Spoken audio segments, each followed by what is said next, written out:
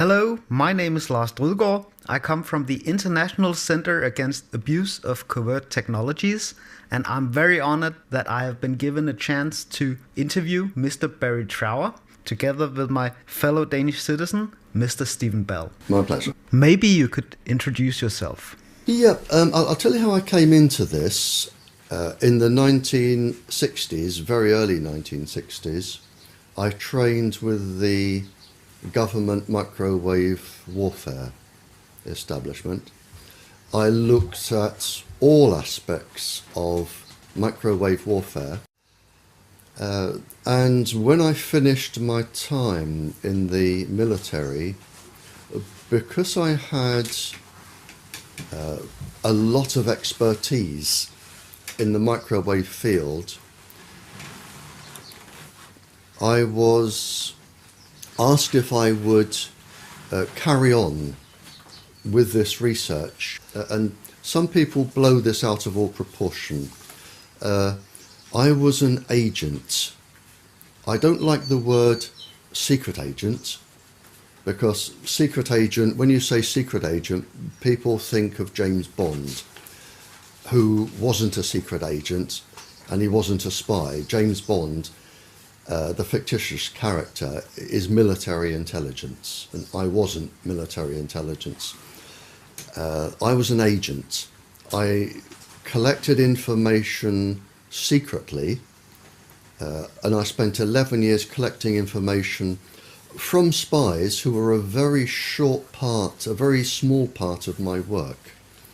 I also questioned international terrorists, international criminals, anybody of immense interest I questioned, and I trained for quite a few years to learn how to do this.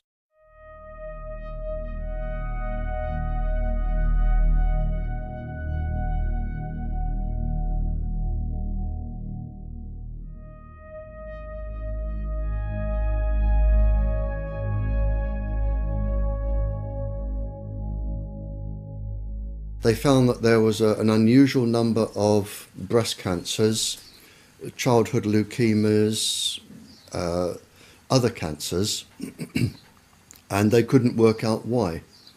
So they changed some of the staff, and then they went down with leukemias and cancers. And again, they changed the staff, and then they looked into this and found they were being microwaved. And this is where the United States became a little bit naughty. They decided to keep this quiet. The Americans used their own people as initial guinea pigs to develop their own weapons. And then when it was discovered what was going on, initially there was a denial that you always get. Then there was a cover-up report, and finally a very renowned professor, I think he has about 18 professorships, John Goldsmith, he wrote the definitive proper report and found that low-level microwaves were causing an enormous amount of cancers and leukemias and ill effects. And by then, everybody was leaping onto the microwaves as stealth weapons, and they go from there, which was the 50s, right up to and including the present day.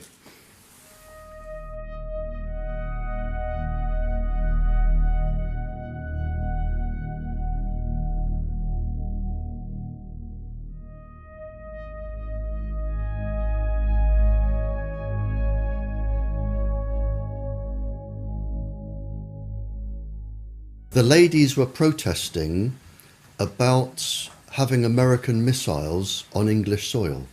Mm-hmm. And it was a peaceful protest. All they were doing were camping outside the perimeter of the American base. There was no violence, no swearing, no shouting. It was a peaceful protest. And it was found that from the American base, the ladies were being microwaved, and it was actually measured. They were being microwaved to make them sick.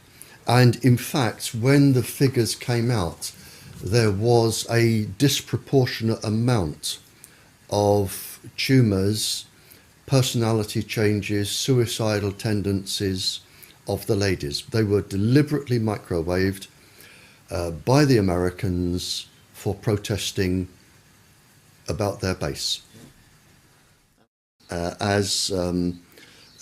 You know, with one pulse frequency, you can just make people so suicidal, they can't be bothered to act like a demonstrator anymore. All they want to do is sleep or lay in bed all day. So, so if you're targeting demonstrators, you make them suicidally depressed, and they don't care about demonstrating anymore because they're too upset. Whereas if you want to cause a specific psychiatric illness, you would have an infrared device that followed the person, and you would link it to a pencil-thin microwave source, so the microwave beam would always target a specific gland or a specific part of the brain or an eye or a heart. So you would have them being targeted. They can cause insanity, and it was an experiment. One of the experiments was to take an ordinary sane person, cause insanity, and have a psychiatrist who was unknown to everybody diagnose schizophrenia or paranoia or a psychiatric illness. That was a successful outcome, and the person would spend the rest of their life in an asylum in misery, but to the government scientists that was a success. Well, it's a guinea pig locked up. Oh yeah.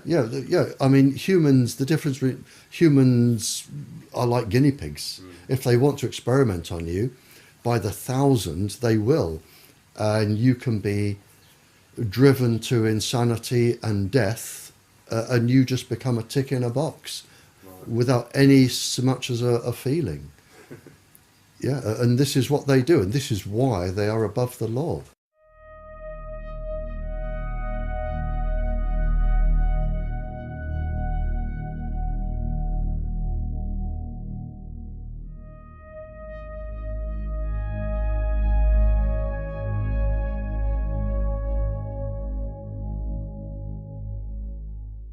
It wasn't until around the 70s that this became secret. For some reason, it was talked about openly. You know, if I'm talking to a spy and I want to find out where the spy was trained, how the spy was recruited, over the 5-year period of training and everything that went on, it's going to take years and years and years. But if you want to talk about microwaves and chips and microwave weapons, they'll just talk about it over a biscuit and a cup of tea. It wasn't secret. Most governments talked openly, or people talked openly about it. It wasn't until the 70s, mid-70s, that I think the full potential of this globally came into force. And the governments decided then to put everything under the Official Secrets Acts. But until then, nothing was secret. It was just talked about openly. That's actually very interesting. Yeah, I mean, it just wasn't, people didn't know about it. It wasn't general knowledge. You wouldn't meet somebody in the supermarket and say, have you got a chip in? But the people that had them knew they had them, and they would go around talking about them, and other people would talk about them. Whereby with the special forces you could send down, if you had an idea roughly what country they were in, you could send down a beam from a satellite. The chip would be switched on by the beam, energized, and would send a signal back. You've got that type of chip. The other type is when it is pulsing continuously to stimulate, let's say, a gland in the body at a set frequency to produce a specific chemical that will produce a specific biochemical response in the brain. So you can have one working permanently, and you can have them working intermittently, and you can have them that will only work if they are stimulated. Yeah, I mean, voices are the easiest ones because all you have to do is stimulate the cochlea with a set resonant frequency. It's very easy. Voices are very easy, and it isn't people imagining voices. They physically hear them. They physically hear, as I'm talking to you, my voice isn't inside your brain. My voice goes no further than an inch into your ear, no further at all. It's the electrical signal that makes you interpret how I sound. And once you've got this electrical signal, which can be a chip or lots of things, you can physically make people hear voices, certain voices. And it can be any conversation, and it can be anybody you want to hear. It can be a soft, angelic voice. It can be a god. It can be something that scares you, like a devil. It can be anything.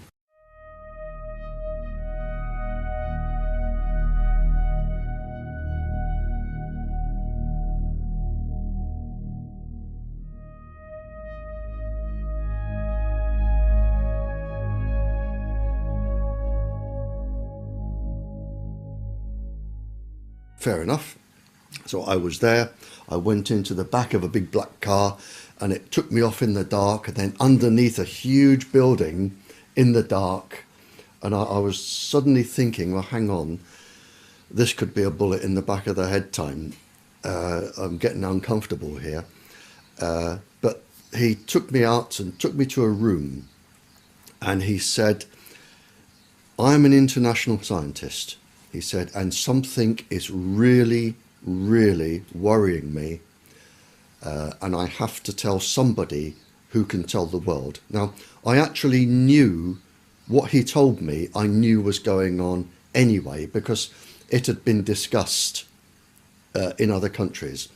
But he said, it is now possible to genetically change bacteriums and virus, genetically change them. What has been developed now is if bacterium, they can lay, and yeasts, they can lay in the soil for hundreds of years in a dormant stage. And it's known by grave diggers or people who dig up old graves that it's possible when light comes on the bacterium to regenerate the bubonic plague that's been laying in the ground for several hundred years. It only wants that particular frequency and bang, it's active again. You don't need more than 2 brain cells to work out where you go from here. Viruses are neither dead nor alive. They inhabit hosts.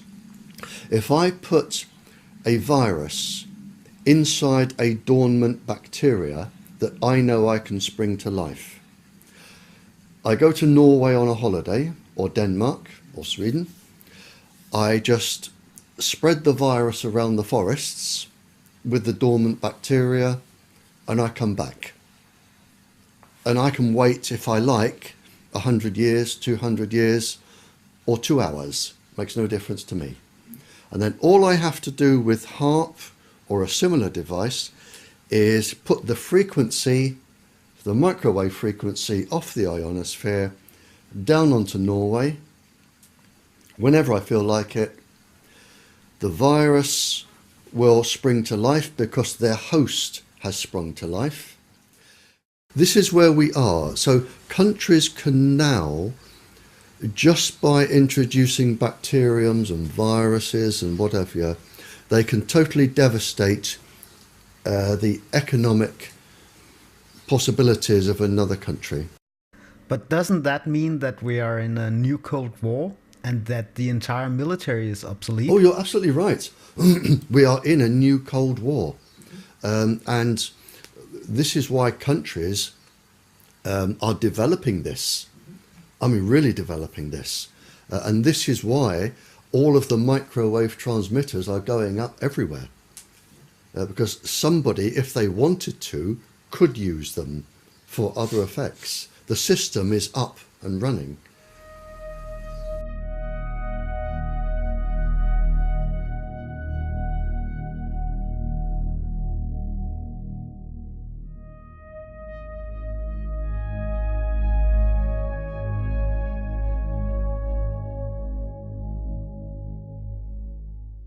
In a 3-month period, I had 5 lady police officers in this house, all with cancer. I've had a series of calls from officers saying that their personalities have been changed.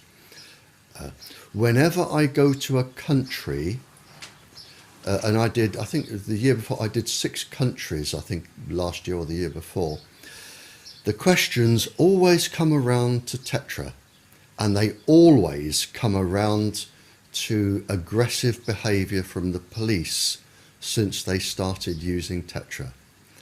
And I have the government documents that say this can cause neurological damage, this can cause cancer, this can cause aggressive behaviour and personality changes. This was at the beginning of the experiment, and the experiment with Tetra is not due to finish until 2018. So it's an experimental system. The United States one was quite interesting. It was to do with special forces, probably 5 or 6 years ago.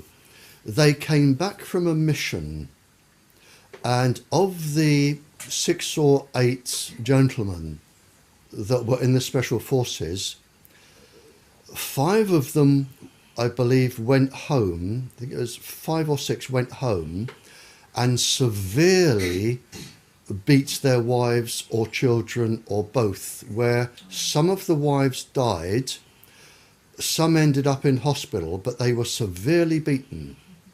And it was believed that the communications apparatus they were using was in training the brain and stimulating violence. And this was Fort Bragg. Now, I either had a phone call from Fort Bragg or I had a phone call from the embassy to ask if I knew what frequencies could cause this. Because I ended up talking to each. And I said, don't tell me, I will tell you what frequencies they have been using. Now, the special forces don't just hold them up, they're on permanently. So we're talking massive entrainment, far beyond what the ordinary person would suffer. But it induced such a level of entrainment and violence. So I told them what frequencies I believed they would be using.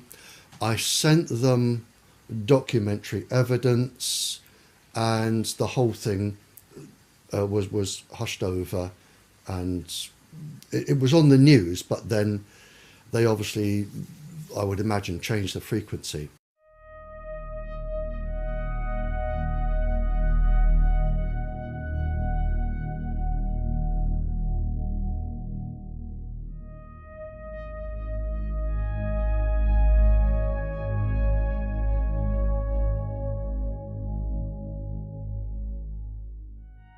It's been shown that a child using a cell phone, just an ordinary school child, If the child uses the phone for just 2 minutes, the brain waves can take up to 2 hours to return to normal. 2 hours. And that's been published. Now, in those 2 hours, the child's brain is not acting as it should, and it could demonstrate itself in a number of ways. For instance, if the child were in school and made a quick call from the playground, it could be lack of concentration, hyperactivity, bad behaviour. It could be anything like that. And that would slowly ease off over 2 hours. Now that's just from 2 minutes.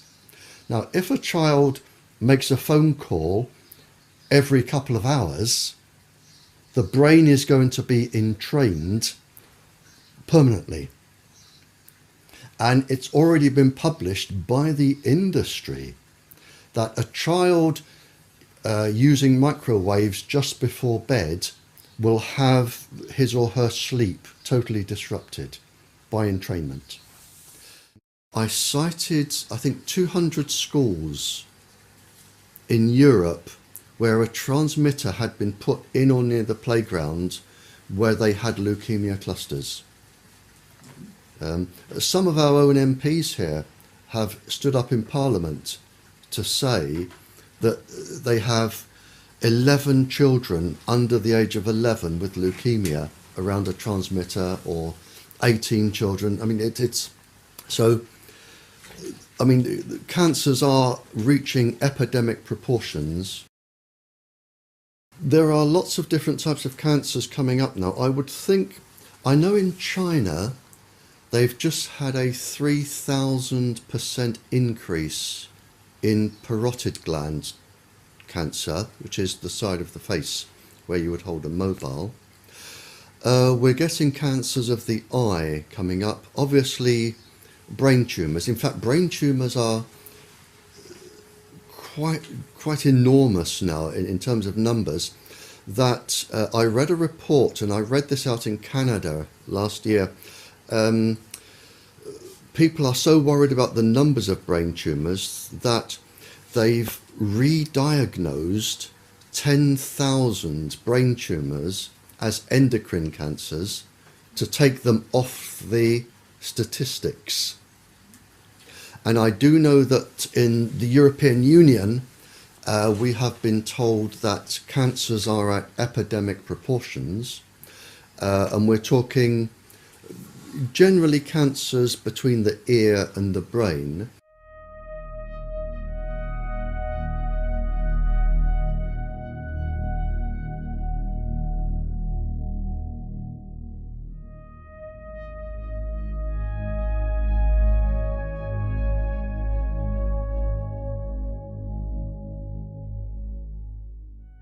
Years ago, our government said to its scientists, when it comes to microwaves, you will only talk about things to do with heat, and that is it.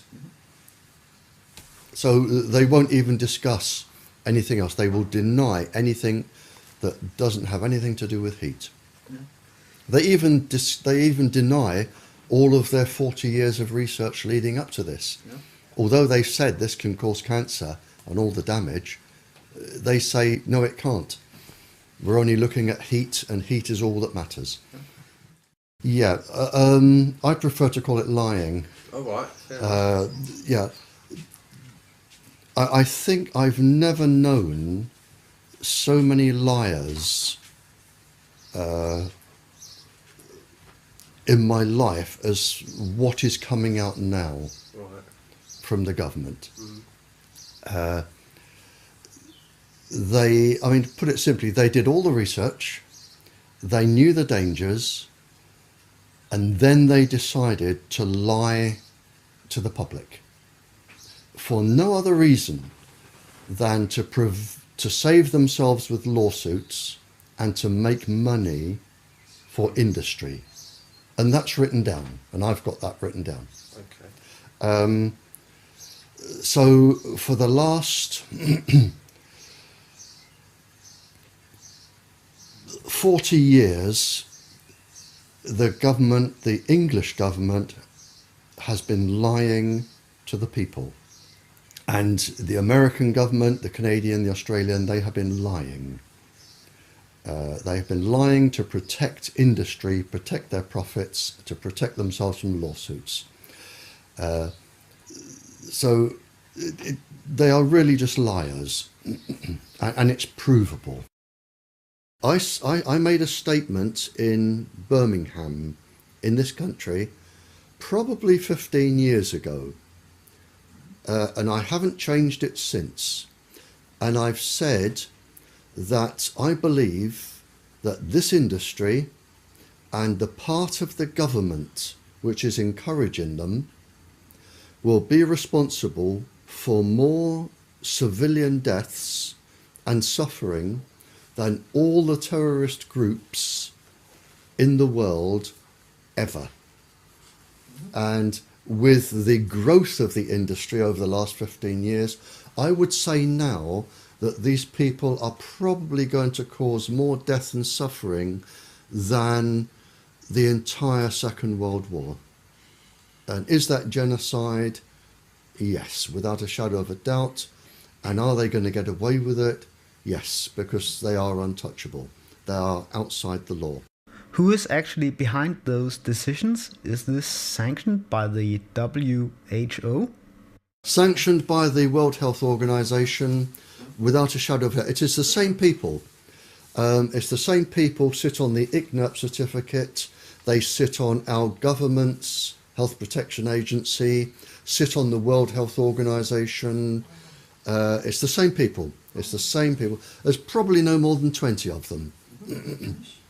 But they are going to, in my opinion, commit the worst genocide this planet has ever known.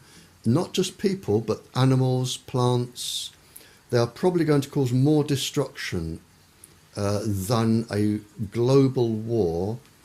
And in several hundred years' time, people will look back, whoever survives, and look at what we try to do to stop them.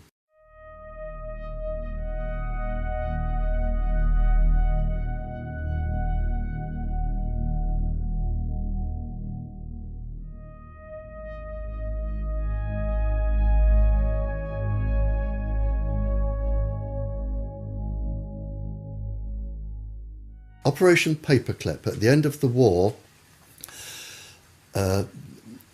the scientists were pardoned, most of them. They were pardoned for all of the people they had killed, experimented on.